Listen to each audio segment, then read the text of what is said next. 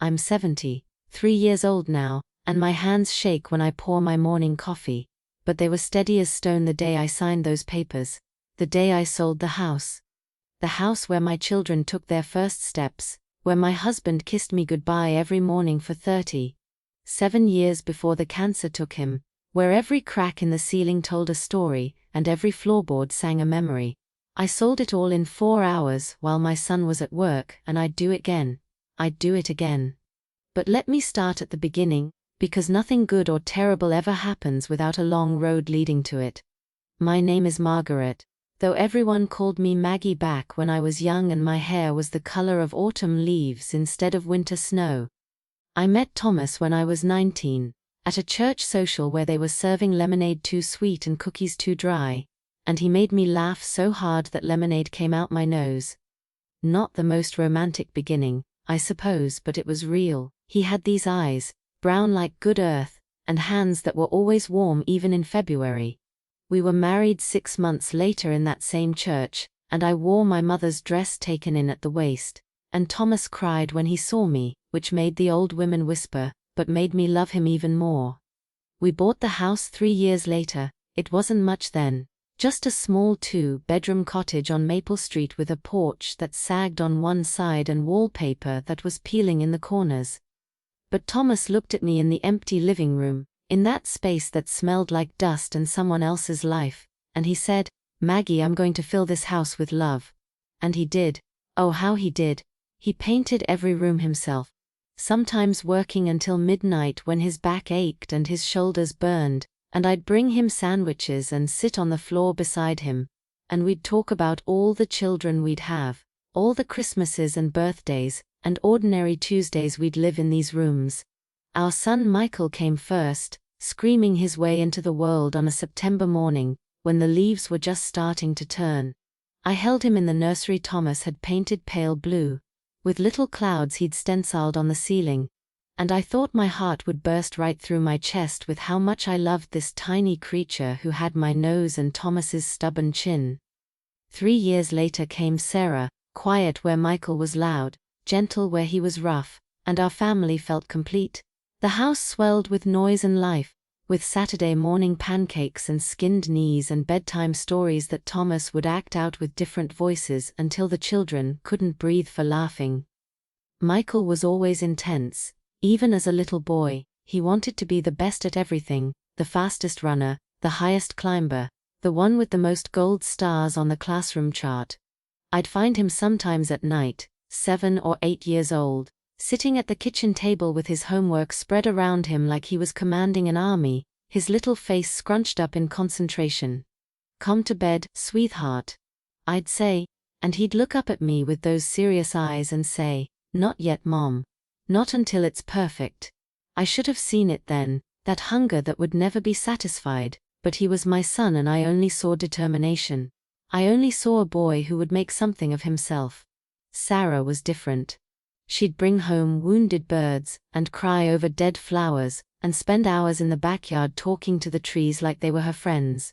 Thomas used to joke that she got all the softness that Michael left behind, that between the two of them they made one complete person. But Sarah never seemed to mind being soft. She'd hug me in the morning and at night, and a dozen times in between, and even when she got older, even when Michael rolled his eyes and called her a baby, she never stopped saying, "I love you," like it was the easiest thing in the world. The years went by the way they do, fast and slow at the same time, a blur of soccer games and school plays and family dinners around the table Thomas built with his own hands. Michael went to college on a full squeep business school, and he called home once a week, always brief, always busy. "That's my son," Thomas would say with pride that shone in his eyes. "He's going places." Sarah went to art school, which Michael said was a waste, and she'd come home on weekends with paint under her fingernails and stories about her professors, and this boy named David, who made her smile in a way that reminded me of how I used to smile at Thomas. Thomas died when he was 61. A tumor in his brain that came on fast and mean, stealing him piece by piece until the man in the hospital bed didn't even know my name. The last thing he said to me, the very last words while he still knew who I was, he squeezed my hand and whispered, Take care of our house, Maggie, it's full of love. Don't let anyone take that away. I held his hand until it went cold, and then I went home to our empty house and I screamed into the pillows we'd shared for 37 years until my throat was raw.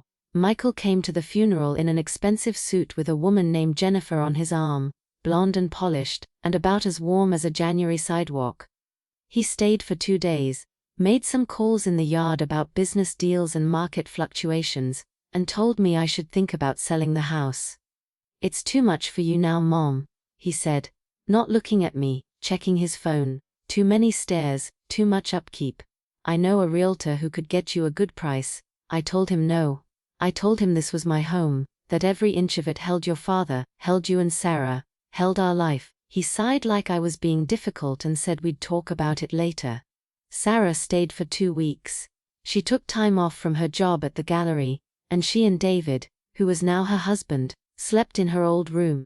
And every morning she made me breakfast and every night she sat with me on the porch where Thomas and I used to watch the sunset. She didn't try to fix anything or change anything. She just sat with me in my grief, held my hand the way Thomas used to, and that meant everything. The years after Thomas died were quiet. I kept the house exactly as it was, his reading glasses still on the nightstand, his jacket still hanging by the door. I knew it was probably unhealthy, what the grief counselor Michael insisted I see would call inability to move forward. But I didn't care. The house was all I had left of the life we built together.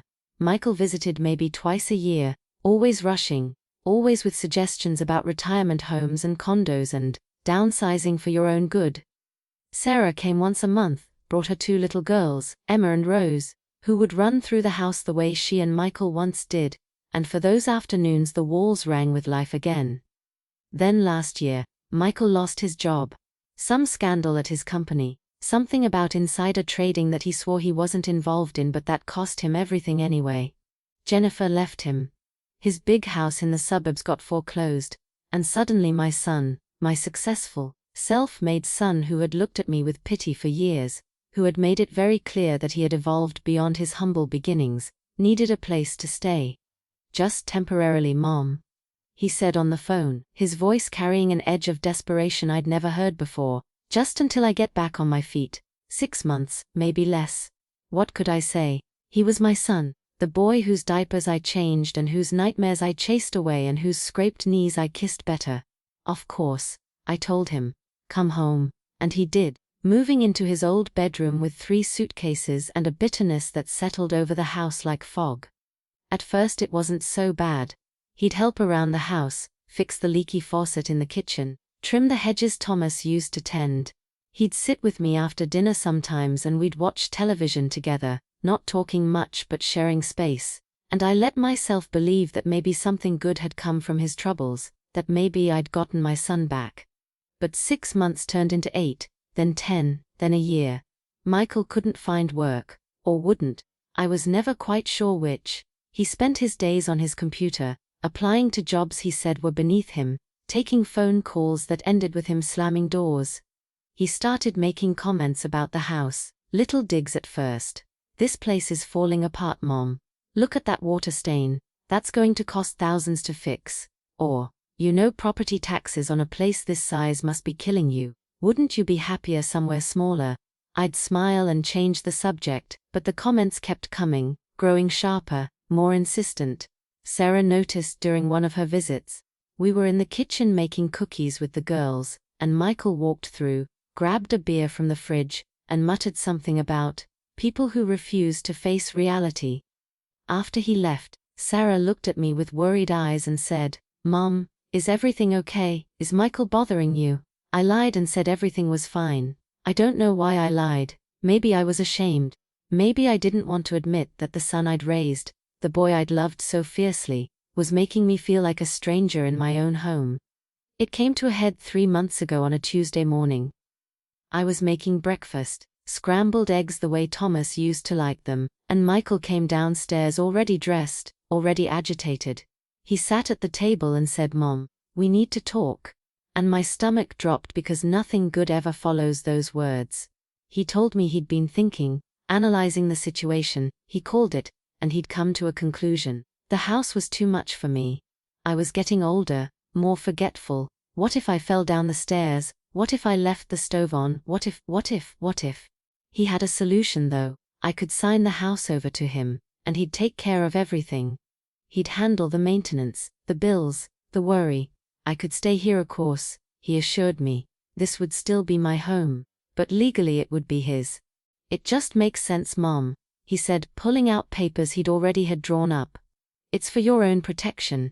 I looked at those papers, at my name typed at the bottom with a line for my signature, and something inside me cracked. No, I said, and my voice sounded strange, hard in a way it never had with my children. Michael's face changed, went red, and he said things, terrible things about how I was being selfish and stubborn and unreasonable, how I'd always favored Sarah, how I was going to end up dying alone in this falling down house, and it would be my own fault. I'm just trying to help you. He shouted and I shouted back, by taking my home, by taking the last thing I have of your father. He got very quiet then, and very cold, and he said fine. Then move out. I don't care anymore. Move out or I'll make your life so miserable you'll beg me to take this place off your hands. I didn't sleep that night. I lay in the bed I'd shared with Thomas. And I stared at the ceiling where we'd once seen shapes in the plaster, making up stories about dragons and castles to tell the children. And I realized that I didn't recognize my son anymore. Or maybe I'd never really known him at all. Maybe I'd been so blinded by mother's love that I'd mistaken ambition for drive, selfishness for independence, cruelty for strength. The next morning I called Sarah. I told her everything, and she cried. And then she got angry in that quiet way of hers that's somehow more frightening than any outburst. Mom, she said, you don't have to put up with this. It's your house. Make him leave. But I couldn't. He was still my son, and some part of me still hoped that he'd wake up and remember who he used to be, who we used to be. For the next 2 weeks Michael made good on his promise. He played music loud at night. He invited people over who drank and laughed, and made me feel invisible in my own living room. He accidentally threw away photos, told me the food I cooked was terrible, left messes everywhere like he was marking territory, and through it all he'd smile, this cold smile, and say things like, "Gosh, Mom, this house is really getting to be too much for you, isn't it? You seem so stressed. Maybe it's time to reconsider my offer."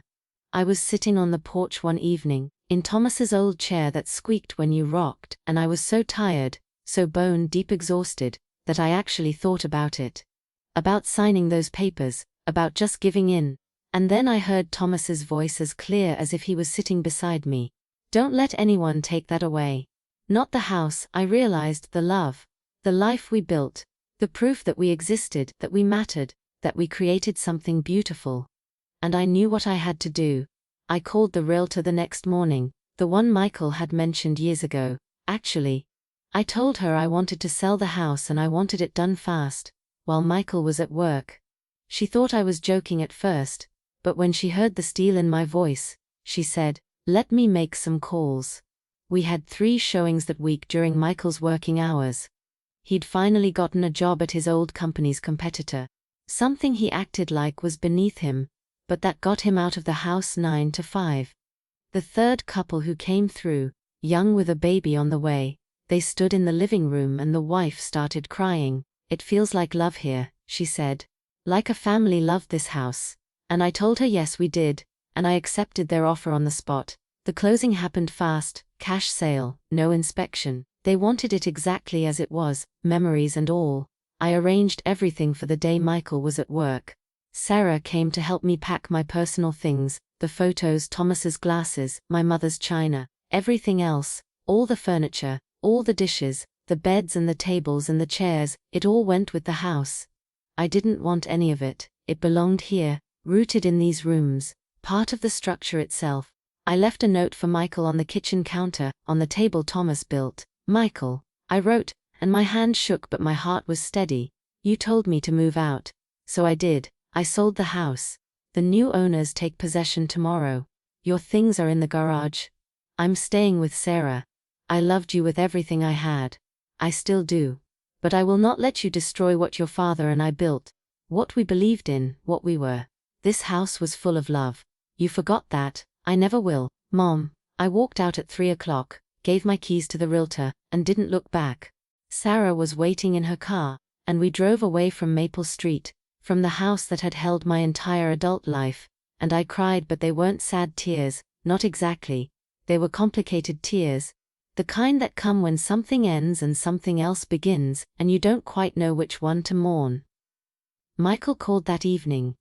Screamed actually, so loud that Sarah could hear him through the phone. He called me vindictive, spiteful, cruel, every ugly word he could think of. He threatened to sue me, to contest the sale, to have me declared mentally incompetent. I let him rage until he ran out of steam, and then I said very quietly, "It was my house, Michael. Mine and your father's. You wanted me gone, so I left. I just took the house with me, and I hung up." That was 6 months ago. I haven't heard from Michael since. Sarah says he's doing fine, got promoted actually, found a new girlfriend, moved to another city. She says maybe someday he'll understand, maybe someday he'll apologize. I don't know if he will. I don't know if it matters anymore. The young couple sent me a letter last month with a photo of their baby girl in the nursery that Thomas painted. Under those clouds he stenciled with so much love. They told me they can feel the happiness in the walls, that their daughter sleeps better in that room than anywhere else, that they're honored to raise their family in a house that knew such love.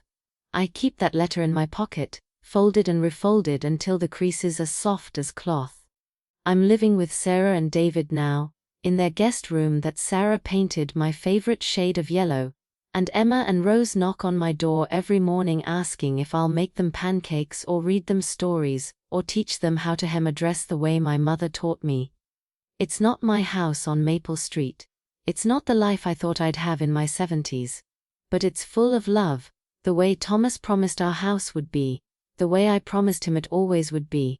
Sometimes I dream about the house.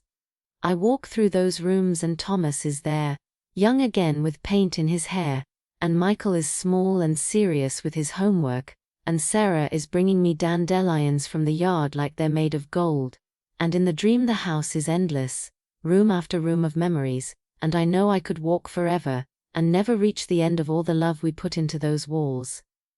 Then I wake up and Sarah is knocking softly, asking if I want tea, and her voice is so much like mine when I was young that sometimes I forget where I end and she begins. I'm 73 years old, and I sold the house where I thought I'd die, where I planned to take my last breath in the bed where Thomas took his. I broke my own heart to save it. And on the hardest days, when I wonder if I did the right thing, when I miss those walls and those floors, and those rooms so much I can barely breathe, I remember that love isn't about the place. It's about what you're willing to protect, what you're willing to lose, what you're willing to sacrifice to keep the sacred things sacred. I saved that house from becoming a weapon. I saved our memories from being used as leverage. I saved the love Thomas and I built from being twisted into something ugly and unrecognizable. Michael got what he wanted in the end. He wanted me out of that house. And I got what I needed. I got to leave on my own terms, to choose love over fear, to protect what mattered most. The house is still standing on Maple Street. There's a tire swing in the backyard now, and new curtains in the windows, and smoke coming from the chimney on cold mornings. It's alive again, the way it was when we were young and the children were small and every day felt like a gift we hadn't earned, but received anyway with grateful, trembling hands. And me, I'm here, in Sarah's yellow guest room, with my daughter's laugh floating up the stairs and my granddaughter's footsteps thundering through the halls, and I'm learning that home was never the house at all. It was always just love, stubborn and fierce and willing to burn down everything to stay pure. Thomas knew that. He told me to protect it, and I did, even if it broke me, even if it cost me my son, even if I have to carry this ache in my chest for the rest of my days. I did exactly what he asked. I kept the love safe. And in the end, that's all any of us can hope to do.